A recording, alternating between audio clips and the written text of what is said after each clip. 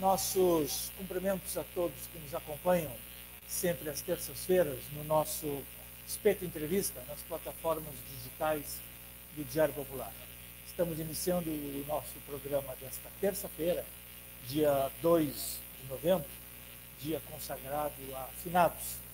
Iniciamos o programa com a importante, indispensável e inigualável assistência técnica do Renan Santos, analista.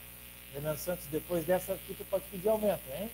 Pode se apresentar lá para pedir uma reajuste salarial. Nosso programa sempre com os patrocínios da Nissul Renault, Centro Clínico Santa Casa, Livraria Vanguarda, Telealarme Brasil, Fidel Ribeiro Advogados Associados, Sortica Leilões e professor Dr. Mohamed Irfan.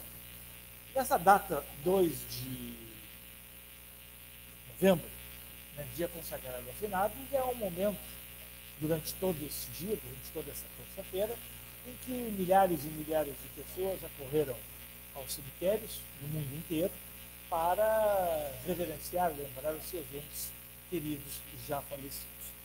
Nosso tema de hoje é exatamente esse, a morte. E para discutir essa questão, nós convidamos, e já estão conectados conosco, o padre católico da Ordem Jesuíta, Martinho Lenz. Padre Martinho.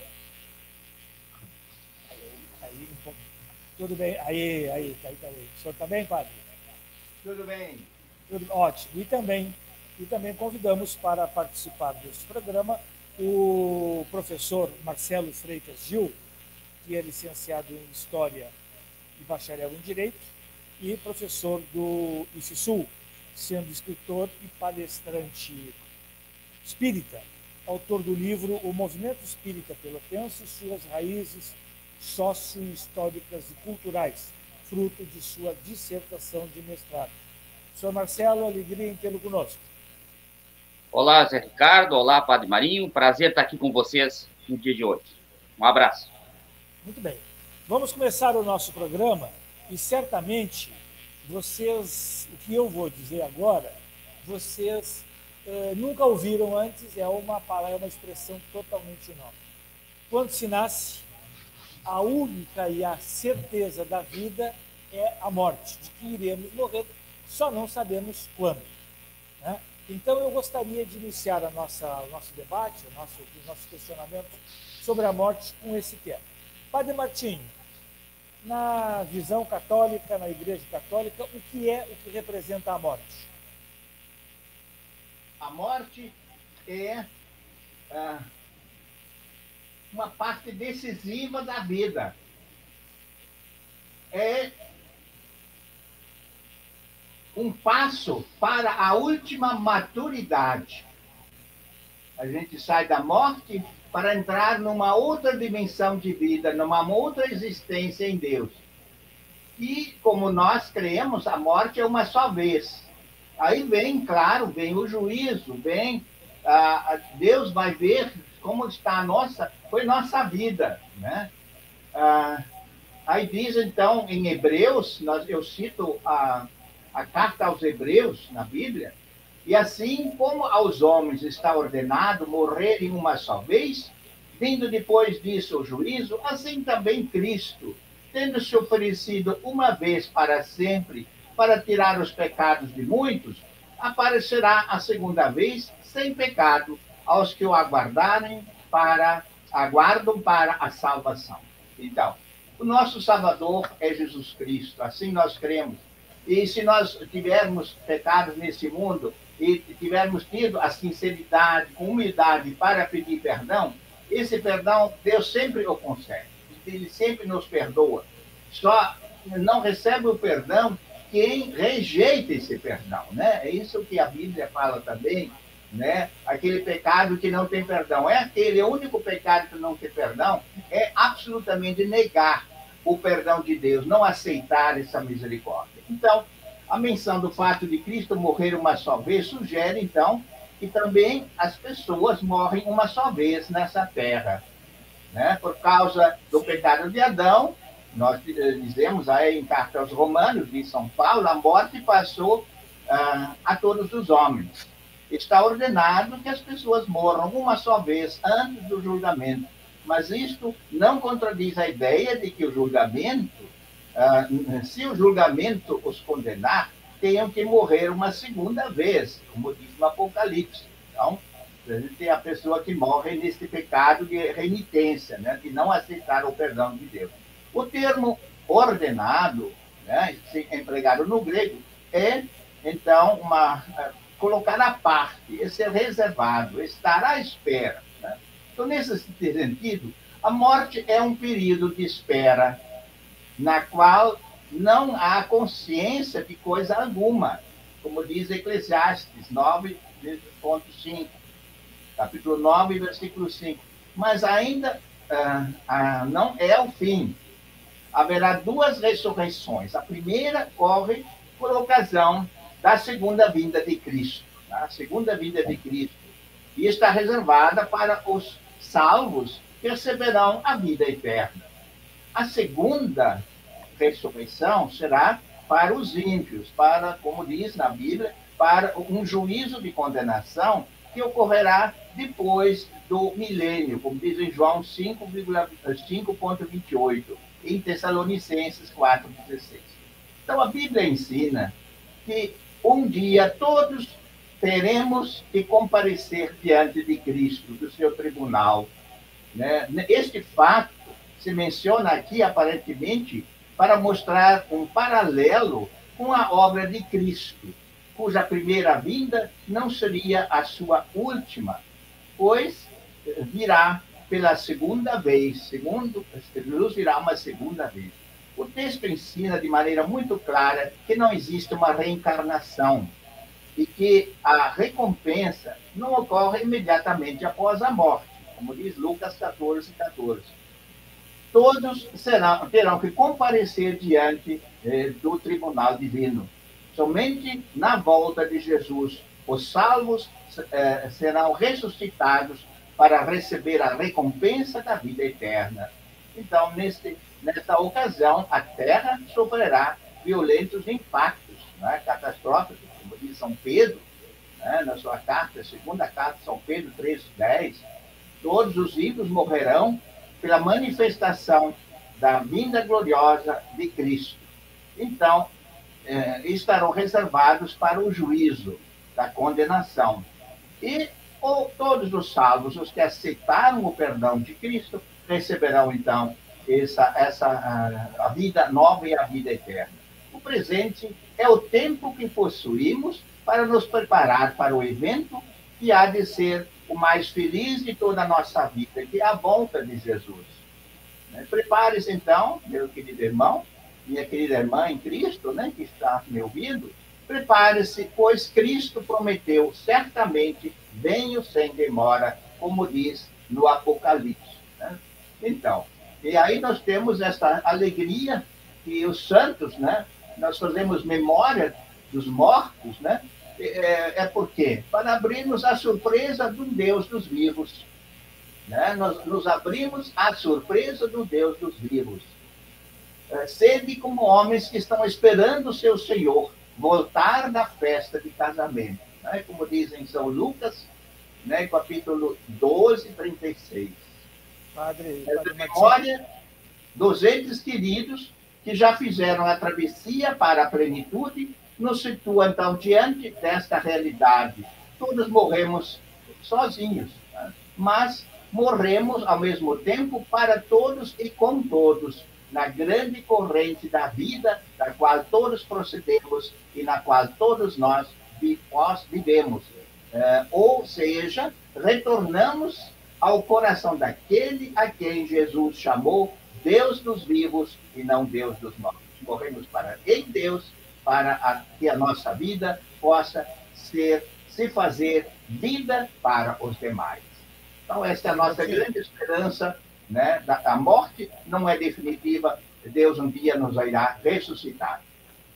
Então, essa é a minha mensagem inicial, depois podemos continuar conversando, né, com o companheiro que está aí, né, para que a gente possa depois também trocar o nosso pensamento e receber sempre e Deus esta boa mensagem de que uma vida nova e eterna nos espera. Certo. Eu vi que o senhor se preparou e até fiquei meio receoso. O senhor começou a manusear tanta folha de papel, eu digo, daqui a pouco o Padre Martinho vai tomar conta do programa lendo isso tudo. Por isso que eu desculpa, eu não observei horários, eu não sei, eu não tinha perguntado. Não tem problema nenhum. Estamos tranquilos de horário. Professor Marcelo Gil, na visão da doutrina espírita, qual é a visão da doutrina espírita em relação à morte? Muito bem, tu disseste no início, Zé Ricardo, algo que é muito importante. Todos nós temos a certeza da morte. Nós nascemos com essa certeza. Para muitos, inclusive, repetem uma frase clássica, né, de que a morte é a única certeza da vida. Então, é um evento para o qual todos nós devemos nos preparar, porque todos nós iremos morrer. Consequentemente, a gente deve viver não pensando que vai morrer, mas sabendo que vai morrer e na certeza de que existe uma continuidade depois da morte. As religiões, de modo geral, elas, em muitos aspectos, divergem com relação ao que existe depois da morte. Sobre a vida após a morte, sobre a natureza e o destino do espírito depois da morte. Mas, de modo geral, todas concordam que a morte não é o fim. O padre ainda levantou muito claro essa questão, né? Que a morte não é o fim, a morte é a passagem para uma outra dimensão da existência. Portanto, a morte não representa o fim da existência da criatura humana, mas representa o final de uma jornada. Nós, pela morte, atravessamos a barreira entre o mundo físico e o mundo espiritual e retornamos, na nossa visão espírita, para o mundo espiritual. Por que eu digo retornamos? Porque, diferente do catolicismo, o espiritismo acredita na ideia da reencarnação. No entanto, é importante dizer que a doutrina espírita não inventou a doutrina reencarnacionista. O espiritismo é uma doutrina reencarnacionista, mas existem muitas outras doutrinas reencarnacionistas, algumas, inclusive, muito mais antigas do que o espiritismo. No Oriente, as religiões normalmente adotam a doutrina reencarnacionista. Então, nós temos o budismo, o hinduísmo, o brahmanismo, religiões muito antigas do Oriente, que há milênios ensinam a reencarnação.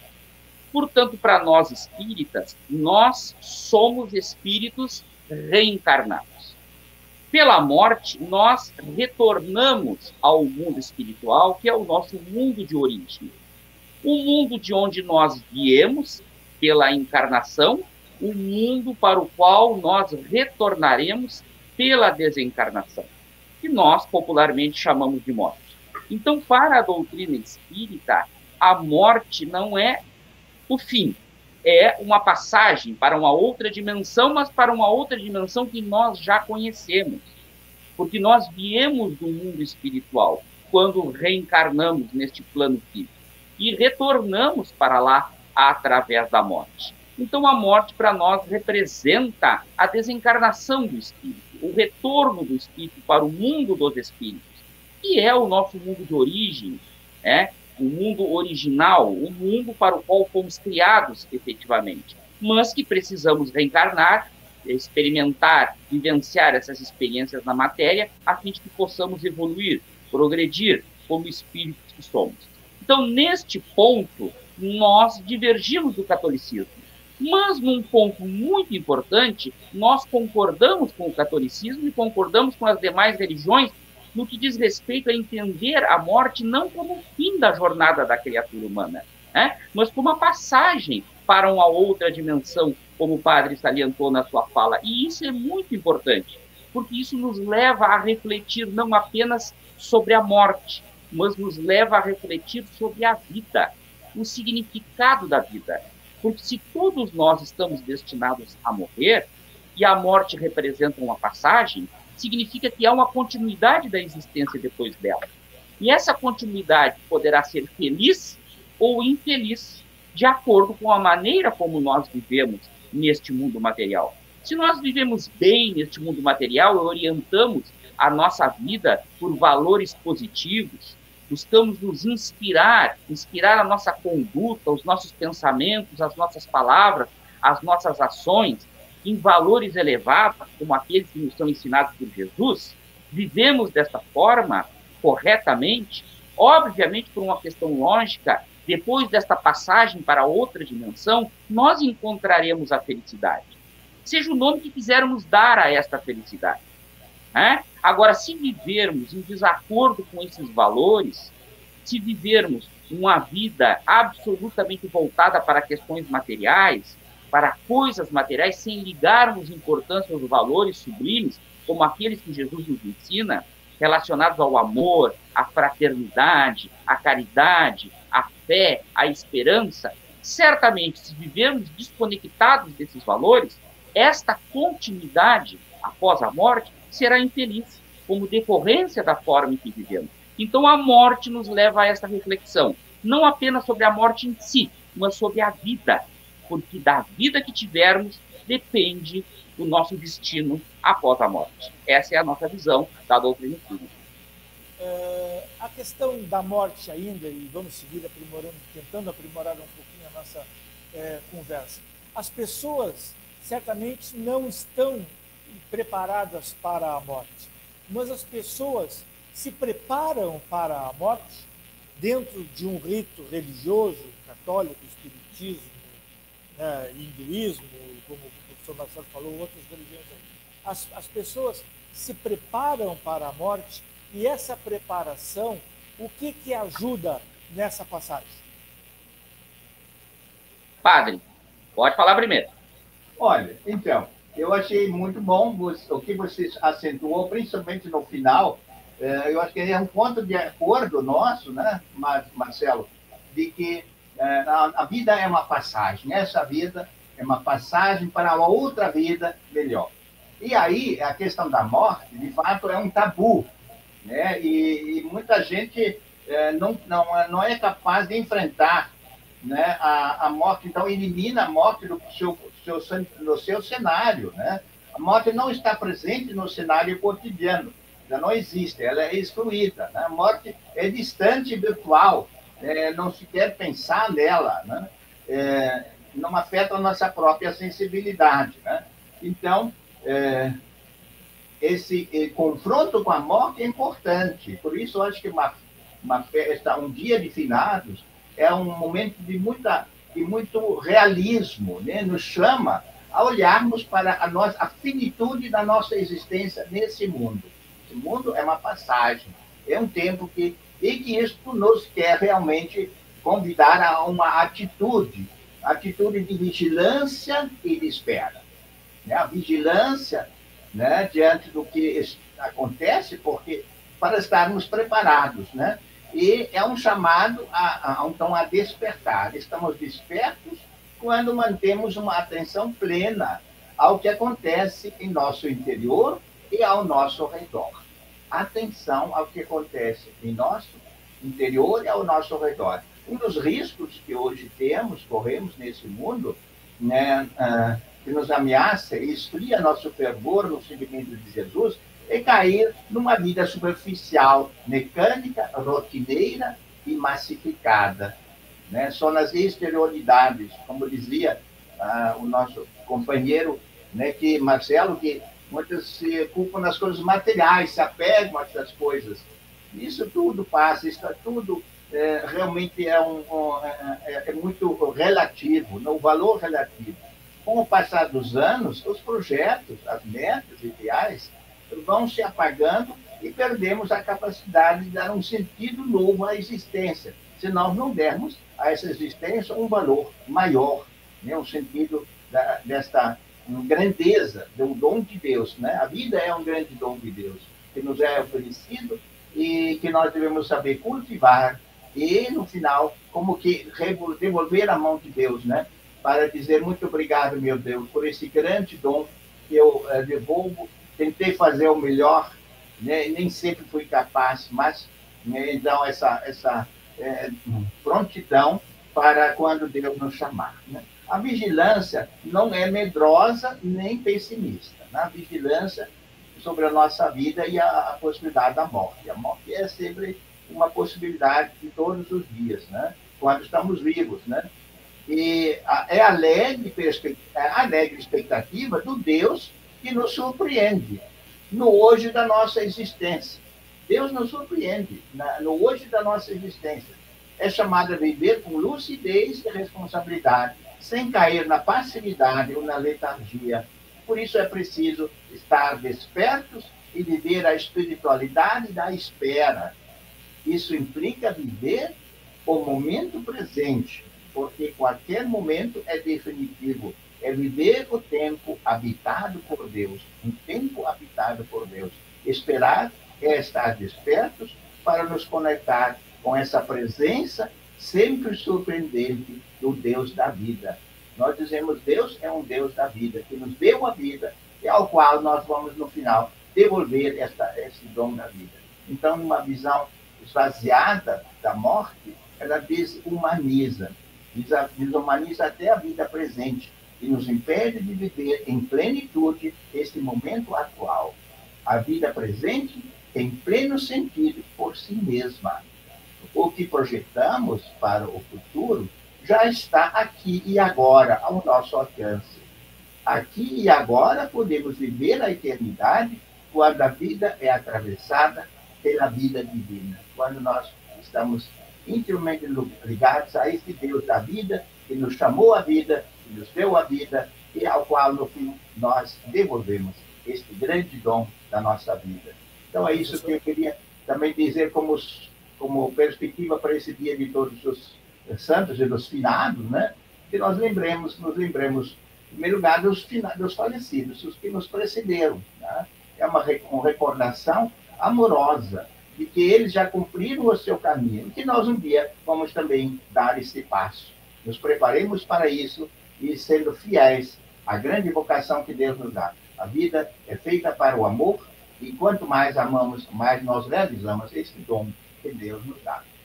Professor Marcelo, estamos preparados para morrer? Nos preparamos para morrer? Eu acredito que grande parte das pessoas não se prepara para esse momento, que é uma certeza da vida, mas nós devemos buscar sim nos preparar para esse momento. O padre salientou algo muito importante, né? O Deus é o Deus da vida. Portanto, nós precisamos viver bem. E o que significa viver bem? Preparar-se para a morte, para nós espíritas, é viver bem. E viver bem significa viver de acordo com os valores que Jesus nos ensina no Evangelho. Para nós espíritas, nós não temos um espírito, como muitas pessoas às vezes costumam dizer. Nós somos um espírito.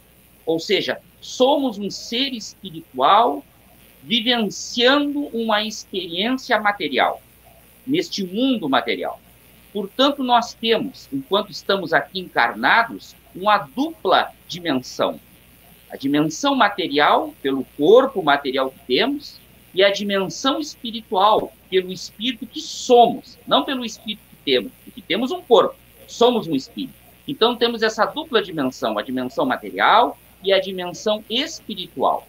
Portanto, nós todos precisamos ter nesta vida objetivos de ordem material e objetivos de ordem espiritual. Só que nós somos espíritos. Portanto, os objetivos espirituais devem sempre estar em um primeiro plano. Os objetivos espirituais devem ter sempre uma primazia, uma prioridade sobre os objetivos materiais. Se nós vivermos assim, cultivando objetivos materiais e cultivando objetivos espirituais em um primeiro plano, em um primeiro lugar, com primazia, nós estaremos nos preparando para a morte.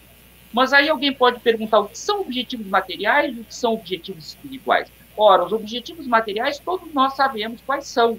Né? Objetivos de ordem material todos temos. Ter a nossa casa própria, o nosso emprego, melhorar a nossa condição financeira, melhorar, fazer aquela viagem com a qual sonhamos, ou seja, objetivos materiais todos temos, são cotidianos, mas a vida não se encerra nisso.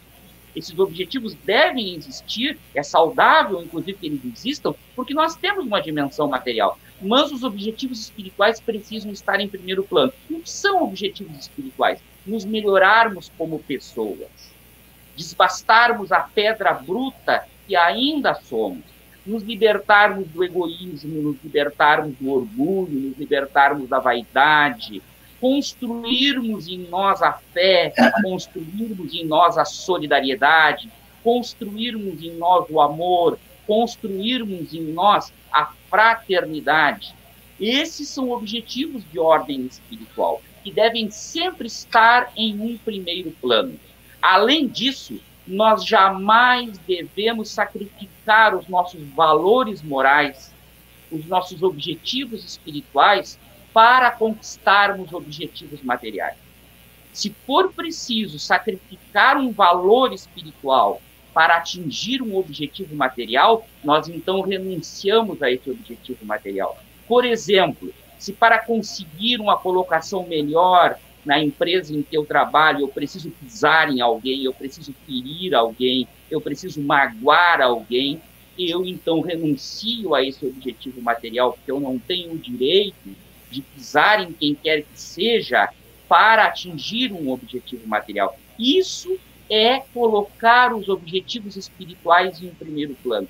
Se nós vivemos assim, dentro desta ótica, nós estaremos nos preparando para a morte, de acordo com a nossa visão espírita. Ou seja, viver de acordo com os valores que Jesus nos ensina no Evangelho é preparar-se para este momento, que é uma certeza que temos na vida. Porque a morte representa uma passagem para um outro plano, onde nós continuaremos e seremos felizes ou infelizes, de acordo com a vida que tivermos levado, de acordo com os objetivos que tivermos cultivado, de acordo com os valores que tivermos abraçado na decorrência dessa existência no plano material. Então, precisamos refletir a este respeito. E precisamos todos nós ter, sim, objetivos materiais, mas precisamos, sobretudo, traçar objetivos, metas espirituais para a nossa vida, perseguir essas metas, com, no mínimo, o mesmo empenho que nós usamos para conseguir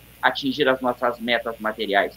Porque quando nós atingimos uma meta material, quando morremos, essa conquista fica para trás. Conseguimos a casa própria, conseguimos o carro, o cargo que nós almejávamos, morremos e isso fica para trás. Agora, quando nós atingimos uma meta espiritual, quando a morte nos alcança, a conquista segue conosco. Porque se nós conseguirmos nos tornar menos orgulhosos, se nós conseguirmos nos tornar mais solidários no decorrer da vida, perseguimos essa meta e alcançamos, quando morremos, nós levamos conosco essa conquista, porque ela está dentro de nós. Como nos ensina Jesus, aquilo que nós conquistamos, os tesouros que nós amealhamos, que estão dentro do nosso coração, dentro da nossa mente, eles são eternos e nada pode destruí-los. E somente quando nós atingimos metas espirituais, nós amealhamos tais tesouros.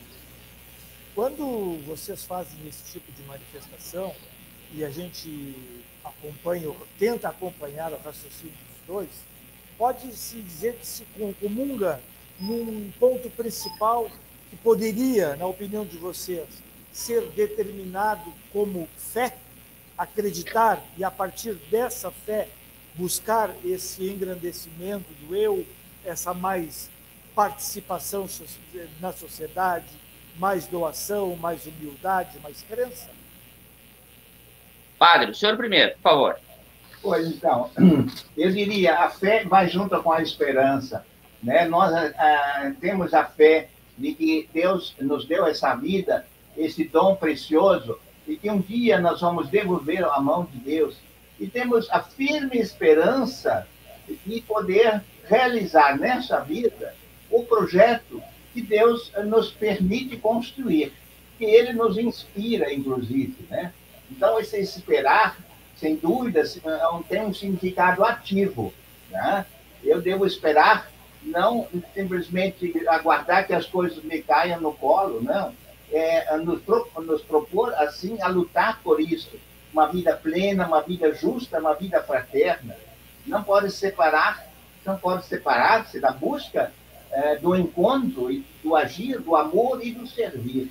O amor e o serviço, né? Que são o centro da vida cristã. A espera é agradecida e é construtiva, né? Autêntica, é uma autêntica sede de Deus. Tá? Então, a espera está ligada o verbo esperançar, não simplesmente esperar, né? Termos esperança ativa. Nosso coração está habitado de esperas. Vivemos em um estado de espera. Somos seres esperantes. Através das esperas, revelamos o que somos. Longe das esperas superficiais e efêmeras, sem densidade, o cristão vive a grande espera que nos abre ao novo, ao futuro, e que nos faz também sermos criativos neste mundo. Então, a surpresa e a riqueza desse momento, né, que de cada momento fazem de cada instante de nossa vida a antecipação do que será a vida plena. Viver a vida neste mundo em comunhão com todas as expressões de vida é conhecer a alegria e apostar como se fôssemos eternos. E Deus nos criou para essa eternidade. É na escuridão da dor e da morte, que essa está aí diante de nós também, de nossos irmãos que partiram e que lembramos nesse dia de finados. Na escuridão da dor e da morte, que a fé se manifeste em nós e nos revele que somos feitos, né, por mãos de Deus, chamados à vida, à liberdade, à bondade, à plenitude de uma vida com Ele, né? E confessamos que a vida é de Deus e, como Ele, é eterna. E nossa última morada não é a lápide fria do túmulo, mas o coração, o mistério de um Deus infinito, um Deus de amor. Então, a morte é um trânsito para a vida, para morrer para dentro de Deus. Vemos travessias provisórias até a grande travessia para Deus. A morte é uma confirmação da mão de Deus, a ressurreição. Então, como diz o prefácio da missa dos defuntos na Igreja Católica, a vida não nos é tirada, mas é transformada, né? E desfeito o nosso corpo mortal, nos é dado no céu um corpo imperecível. Essa é a nossa esperança, essa é a nossa alegria.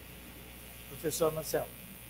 Bem, o padre colocou uma coisa muito importante em relação à questão da esperança, que ela precisa ser ativa, não é? Porque realmente nós aprendemos com o Evangelho que a fé e a esperança são duas virtudes importantíssimas, mas elas devem concretizar-se no mundo pela caridade, né? Por isso a tríade, a fé, a esperança e a caridade. Para a doutrina espírita, a fé nos leva à certeza da existência do mundo espiritual que nos cerca, do mundo espiritual do qual viemos pela reencarnação e para o qual retornaremos pela desencarnação. Uma fé, inclusive, aliada à razão e aliada à ciência, porque para nós espíritas, o fenômeno mediúnico nos demonstra claramente a existência do mundo espiritual à nossa volta. Então, a fé, ela transforma-se em uma esperança na existência de um mundo melhor. Um mundo melhor no plano material, porque a Terra transforma-se e gradativamente caminha para se tornar um mundo melhor do que é hoje, e um mundo melhor na espiritualidade, que nos aguarda e nos receberá de acordo com os atos que nós praticarmos nessa vida, de acordo com a maneira que nós vivermos.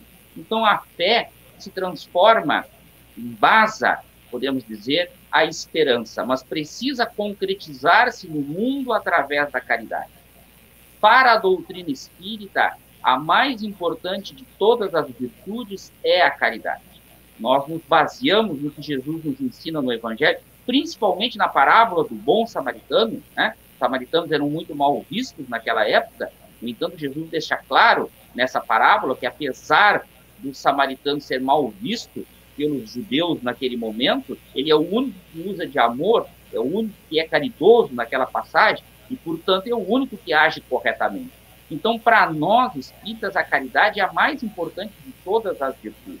Então, devemos nos aplicar à prática da caridade cotidianamente. Na medida em que fazemos isso, também estamos nos preparando para a morte. E aí a caridade, para nós espíritas, ela assume uma dimensão muito maior do que a mera caridade material.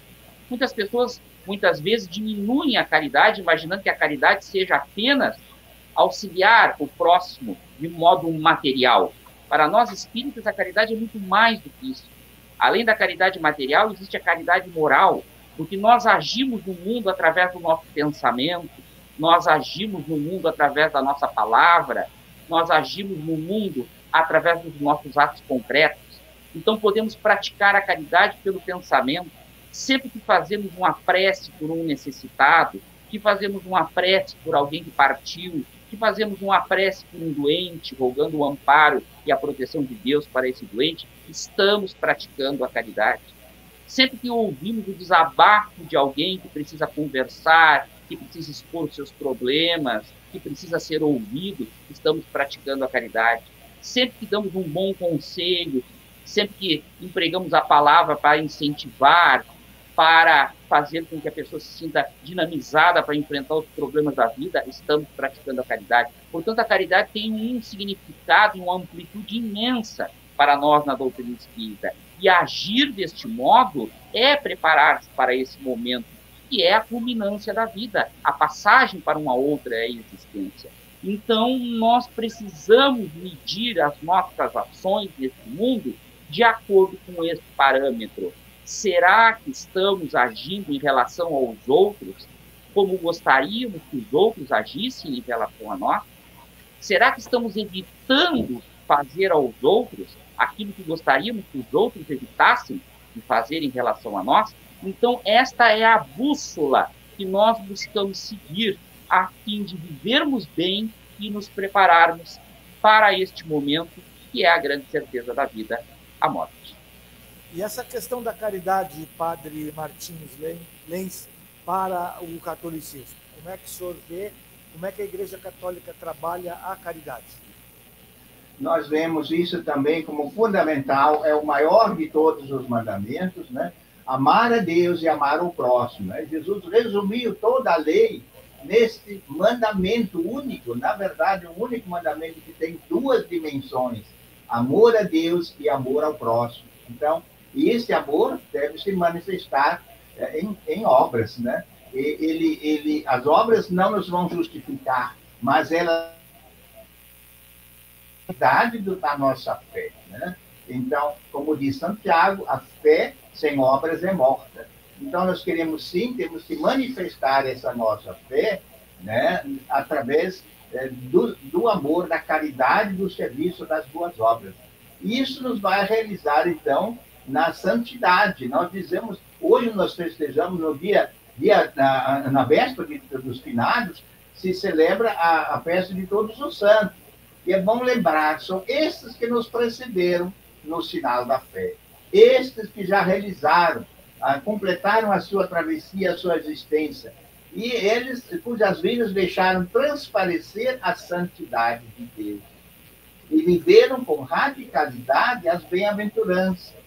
Bem-aventurados os pobres, bem-aventurados os misericordiosos, bem-aventurados os que sofrem perseguição por causa de... Bem-aventurados os que lutam a favor da justiça. Todas essas bem-aventuranças de Jesus, né, são as obras que Deus nos pede, né, para realizarmos, né, as bem-aventuradas proclamadas por Jesus. Ao mesmo tempo, esta festa dos santos todos nos desperta, né, nesta sensibilidade para perceber que estamos continuamente rodeados de muitos santos, homens e mulheres, que no escondimento do cotidiano revelam a sua presença, uma presença aberta e comprometida, inspirada e mobilizadora, uma vida carregada de fidelidade e de alegria evangélica, né? Então, esta santidade, né, é a realização o amor se realiza, né, pela nossa, seguindo o caminho da misericórdia, seguindo cumprindo, né, as promessas e cumprindo as bem-aventuranças que Jesus nos propôs. Né? A santidade não é uma busca de perfeccionismo autocentrado. Eu quero... Não é um perfeccionismo, nem um cumprimento virtuoso das leis, aquilo que está prescrito para receber medalhas de mérito. Perdão. É uma maneira original de viver o amor. A santidade é uma maneira original de viver o amor, radical, possível e definitiva. A santidade não é busca para que cada um possa sentir-se orgulhoso. ela é vivida porque é uma forma de melhorar o mundo, a própria vida e a vida dos outros. Então, os santos nos lembram isso, né? Os de ontem e de hoje nos confirmam que todos podem ser transparência da santidade de Deus nesse mundo. Certamente, muito perto de nós existe alguém que é janela aberta, que aponta para nesta direção. Né? Não há santos e santas de primeira grandeza e outros de segunda grandeza, mas uma só santidade que se revela, se expressa na comunhão de todos eles e de múltiplas formas. Né? Como dizia Santa Teresa d'Ávila, que a santidade não é um privilégio de poucos, é uma responsabilidade de todos nós. O santo é ser inteiro e inteira, é ser simples, é ser transparente e ser original. A nossa vocação é a santidade da vida, para além de todo o sistema moral, para além de toda a crença, para além de todas as religiões, porque fora da igreja, desta igreja plena de Cristo, não há salvação nem santidade. Então, a santidade é, pois, um dom recebido de Deus, que alimenta em nós o desejo e a disposição de sair de nós mesmos, para viver a plenitude, a experiência do amor em relação a nós mesmos, ao Deus do amor, em relação ao nosso próximo, e também no cuidado, na proteção da casa comum, né? A casa que nos é dada a todos nós, para cuidarmos para uma vida melhor. Então, isso para mim é o grande sentido também da santidade, caminho para essa vida nova e plena que Deus nos promete. Nós estamos vivendo hoje, né, uma séria pandemia, né, provocada pela Covid. O coronavírus está alastrado o mundo afora. Brasil com mais de 600 mil mortes. Como é que a religião, como é que a doutrina católica, como é que a doutrina espírita trabalham essa questão? É aceitável? Como é que isso pode ser comparado com outras epidemias, com outras catástrofes sanitárias que a humanidade já viveu ao longo de sua existência? Bom, eu acredito que isso serve como uma grande aprendizagem para todos nós. Pode servir como uma grande aprendizagem para todos nós. As pandemias, a história nos demonstra que elas sempre existiram ao longo do tempo. A humanidade enfrentou várias pandemias, várias epidemias ao longo de toda a história. Muito provavelmente essa não será a última pandemia que nós enfrentaremos. E nós precisamos tirar daí uma lição, né? Porque, embora esses episódios causem grande dor, grande sofrimento a todos nós, eles também nos servem como uma lição. Nós aprendemos através deles. Podemos aprender e evoluir em dois quadrantes, em dois sentidos. Porque, para nós espíritas, a humanidade evolui em dois sentidos, em dois quadrantes, em duas dimensões. A dimensão material, intelectual, e a dimensão moral. Com as pandemias, nós avançamos intelectualmente, avançamos do ponto de vista material. Um exemplo disso é a tecnologia que nós estamos usando agora para realizarmos aqui este painel. Essa tecnologia, ela não surgiu com a pandemia, mas ela se aprimorou com a pandemia. E hoje nós conseguimos, graças a ela, nos comunicar, né? Em diversas partes do mundo, nos aproximar uns dos outros, realizar eventos, realizar reuniões, realizar debates, enfim. Então, a pandemia tem uma importância no que diz respeito ao processo de aceleração que causa no desenvolvimento material, no desenvolvimento intelectual. Mas ela deve servir também para nós refletirmos a respeito dos nossos valores. Até porque a pandemia, nos coloca diante da morte. Ela nos coloca diante da morte de pessoas que nós conhecemos, ela nos coloca diante da morte de pessoas que nós não conhecemos, nós vemos na TV, e ela nos coloca diante da possibilidade de nós mesmos virmos a morrer em decorrência da doença, em decorrência da Covid-19. Então, ela precisa nos levar a uma reflexão sobre os nossos valores, sobre a necessidade de nós construirmos a solidariedade, sobre a necessidade de nós construirmos a fraternidade, sobre a necessidade de ampliarmos o amor. O padre colocou algo muito importante na sua fala anterior em relação à caridade. Quando nós praticamos a caridade, nós mudamos a nós mesmos e ajudamos a mudar o mundo. Nós transformamos o mundo através da caridade, porque a caridade é o amor posto em movimento. Então, quando nós nos amamos, nós, com isso, estamos contribuindo para a nossa própria evolução como espíritos que somos. Quando nós colocamos o amor em movimento através da caridade, nós auxiliamos os outros a se transformar, até pelo exemplo que damos. Se nós analisarmos, os santos, no decorrer da história, são indivíduos inspiradores pela prática do amor, pela prática da caridade. Como exemplo, eles inspiram outros a seguir o mesmo caminho. Então, quando praticamos a caridade, quando colocamos o amor em movimento pela caridade, estamos ajudando os outros a se transformar e, por consequência, ajudando também o mundo a se transformar. Então, a pandemia, apesar da dor, apesar do sofrimento, e ao dizermos isso, não estamos louvando a dor, não estamos louvando o sofrimento, mas estamos chamando a atenção para a necessidade de refletirmos diante dessa dor e diante desse sofrimento e aprendermos com isso, através da reflexão a respeito dos nossos valores. Porque de nada adianta evoluirmos apenas materialmente, evoluirmos apenas intelectualmente, criarmos tecnologias novas que aproximem as pessoas, se de fato nós não nos melhoramos como indivíduos.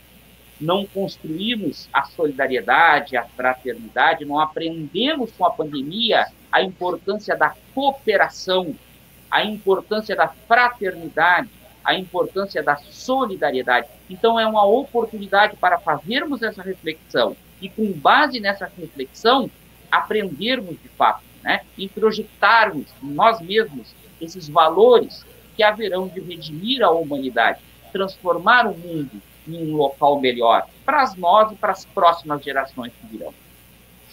Padre Martim. Muito bom.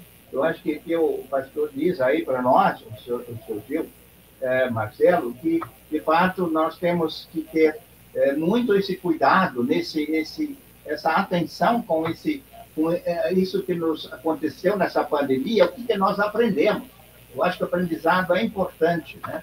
Então, a primeira coisa, eu diria duas coisas também. Uma é realmente como nós cuidamos das pessoas que foram afetadas.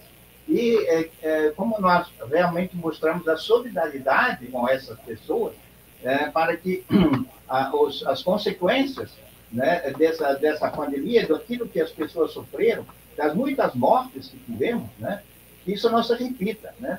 Então, aí vem a segunda coisa, que são as medidas para prevenir, né? Tanto a continuidade dessa pandemia, que ainda não passou, então temos que continuar a nos cuidar, e como nós nos posicionamos diante, né, de futuras pandemias, né? Eu acho que ela começa agora, já com o cuidado que nós devemos ter com essa pandemia. Então, realmente, temos que ajudar as pessoas que perderam entes queridos a elaborar o luto, né? E nós, no dia 2, é um dia que nós recordamos os entes queridos que partiram. Muitos, lá em Manaus, eles vão fazer até um ritual para recuperar aquela situação tão dramática em que muitas famílias nem sequer viram o seu falecido, o seu corpo. Ele foi enterrado em vala comum, não puderam sequer fazer um luto adequado. O luto é importante, elaborar esse luto. Então, precisamos sim dar atenção a essa dimensão, que também exige solidariedade nossa para com aqueles que foram afetados, que sofrem pela perda de entes queridos, né?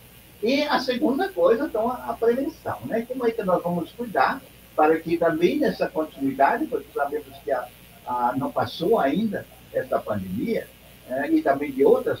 Então, primeiro é tomar a vacina. Graças a Deus, a vacinação já está bem adiantada no Brasil, em torno de 70% a primeira dose, né?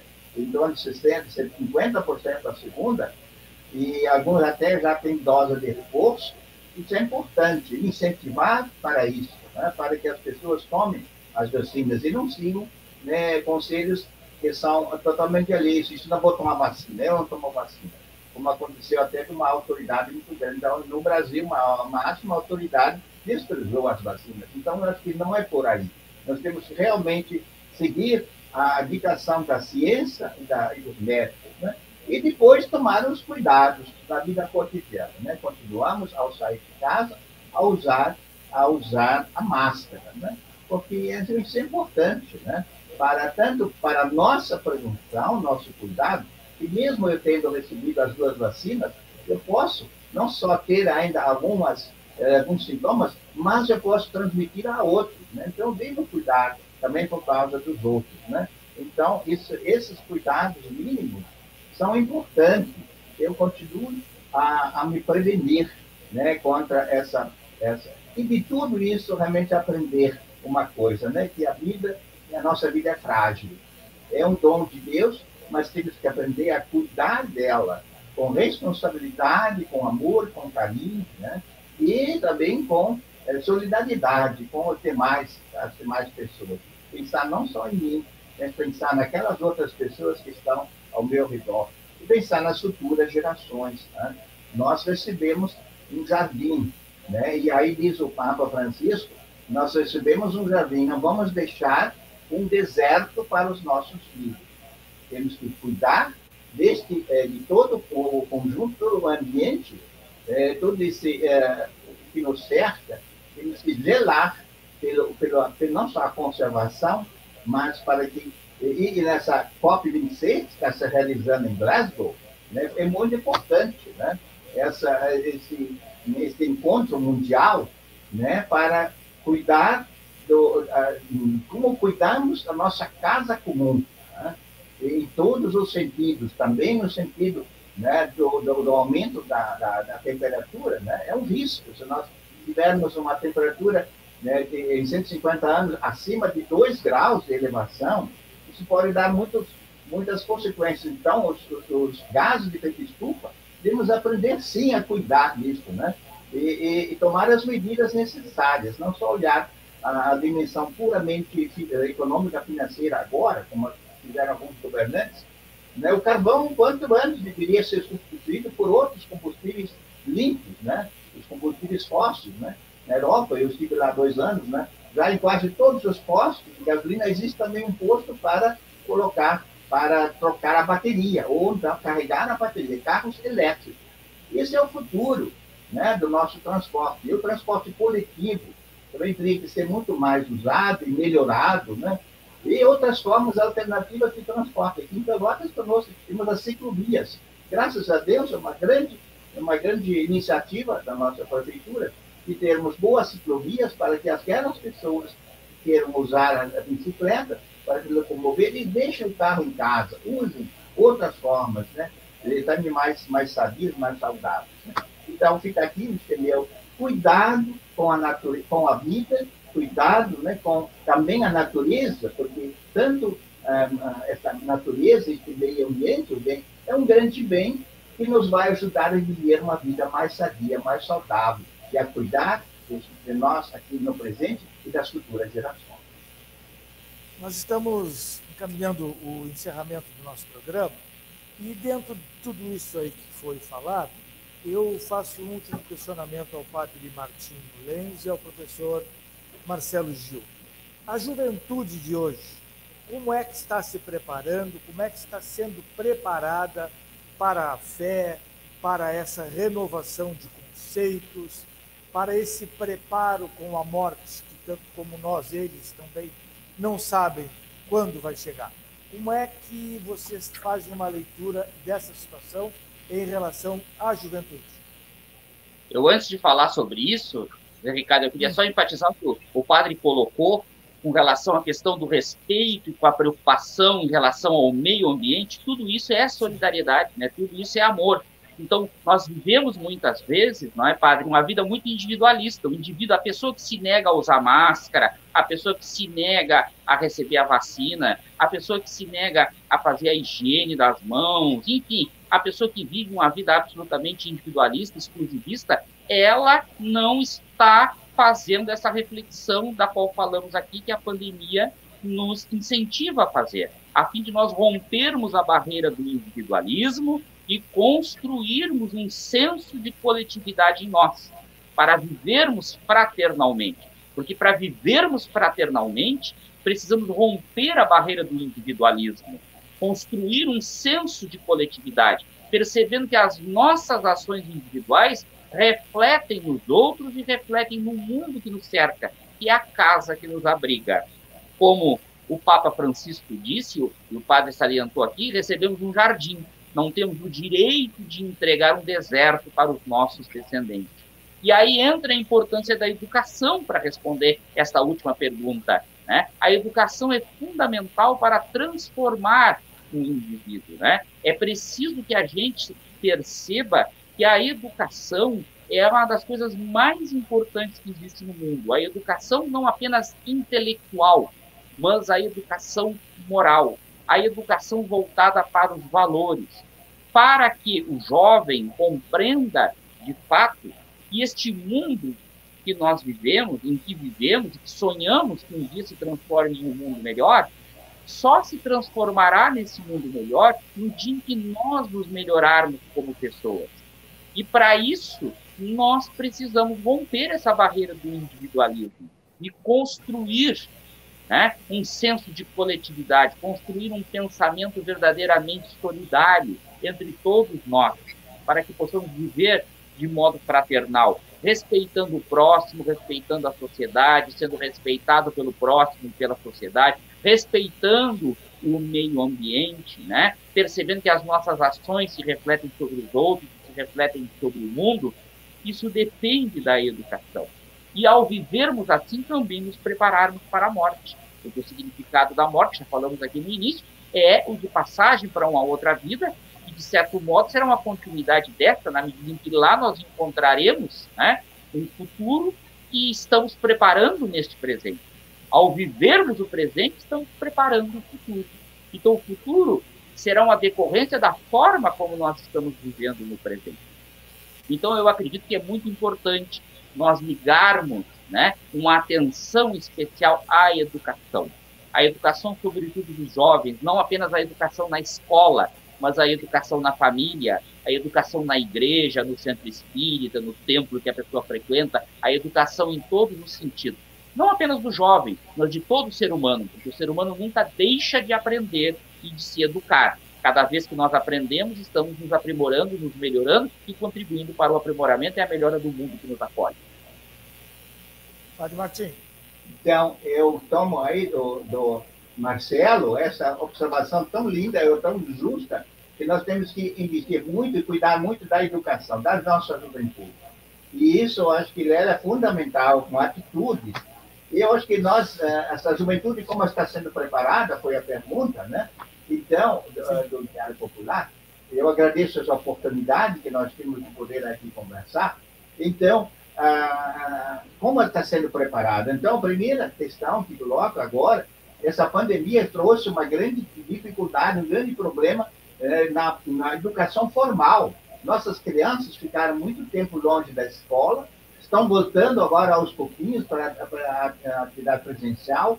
As crianças mais pobres ficaram com as mais qualificadas, que não tinham o equipamento também necessário para poder acompanhar as aulas à distância, né? E também na nossa universidade, né? Eu sou capelão da Universidade Católica, 20% só das atividades são presenciais, tudo mais é à distância.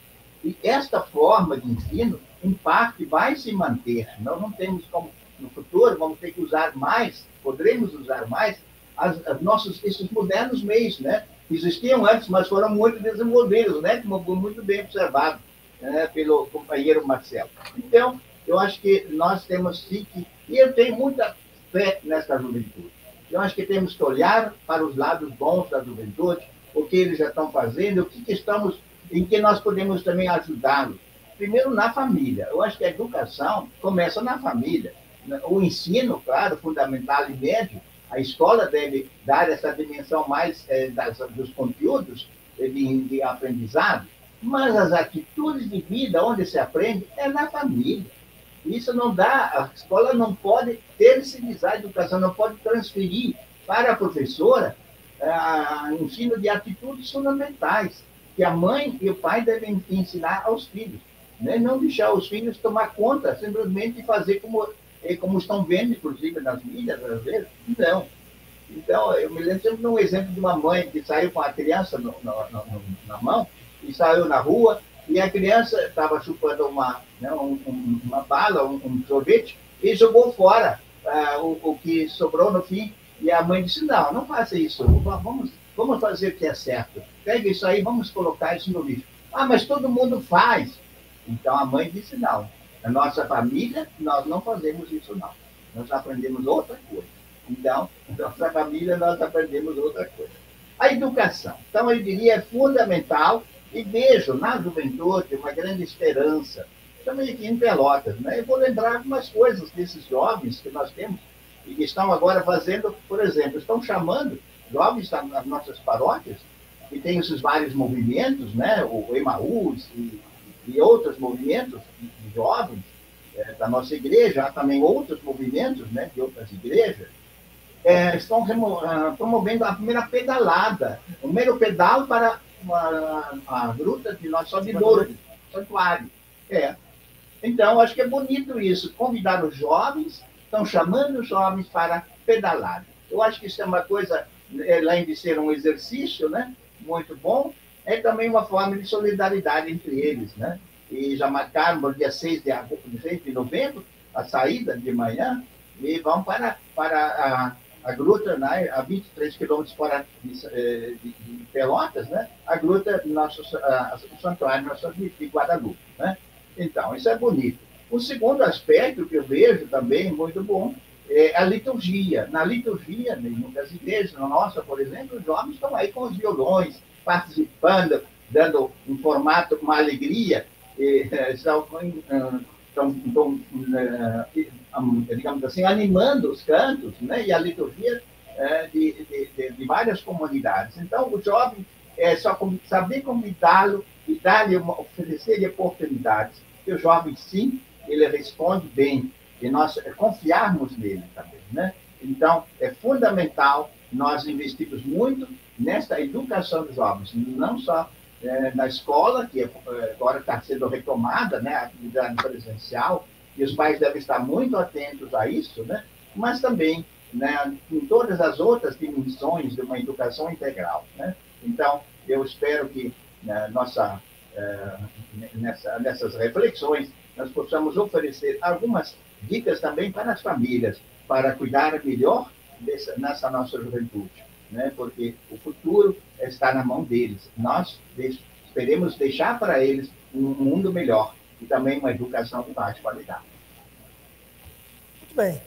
Não sei se o professor Marcelo quer fazer algum arremate, já estamos com o nosso tempo estourado, mas agradeço muito a participação do padre jesuíta, padre católico da Ordem Jesuíta Martim Leis, capelão da nossa Universidade Católica de Pelotas, trazendo seus conhecimentos, a sua vivência, né, nesse dia de finados. E ao professor, escritor e palestrante espiritualista Marcelo Gil, também contribuindo conosco com os seus conhecimentos, a sua experiência, sobre esse tema que atinge a todos nós, né? Não se sabe quando, né? Uns mais cedo, uns mais tarde. Bom se fosse, muito egoisticamente falando, né? Se não houvesse a necessidade da morte, mas a vida se renova.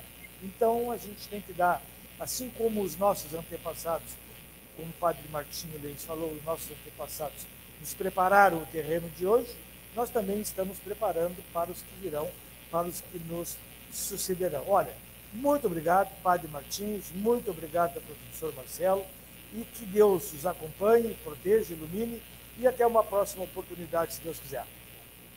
Obrigado, Zé Ricardo, obrigado ao padre Martim pela oportunidade de estarmos juntos aqui debatendo esse assunto tão importante, né? E que todos possamos ter claro que os laços de amor são eternos, não se rompem nem com a morte.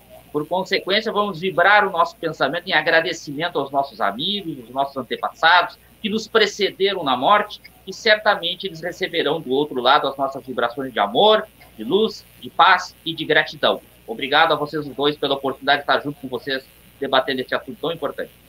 E eu me associo às observações, aos augúrios de Marcelo, para também dizer que o presente É o tempo que possuímos para nos preparar para o evento que há de ser o mais feliz da nossa vida, a volta para Deus. Quando falamos de morte, estamos nos preparando para a volta para Deus. E termino com essa frase, né? Porque Cristo nos prometeu isso, como está no Apocalipse, certamente venho sem demora. Maranatá, eu venho sim, sem demora. Esse dia virá mais cedo do que talvez pensemos. Muito obrigado, Padre Martim, muito obrigado, professor Marcelo Gil. Estamos encerrando o nosso Espeto Entrevista desta terça-feira, dia de finados. Agradecemos o acompanhamento, a atenção de todos, né? E encerramos sempre com os patrocínios da Nissul Renault, Centro Clínico Santa Casa, Livraria Vanguarda, Telealarme Brasil, Fidel Ribeiro Advogados Associados, Sortica Leilões e professor Dr. Mohamed Irfan. A todos muito obrigado, um abraço, boa noite, boa semana e sigamos nos cuidando, pois a pandemia não acabou.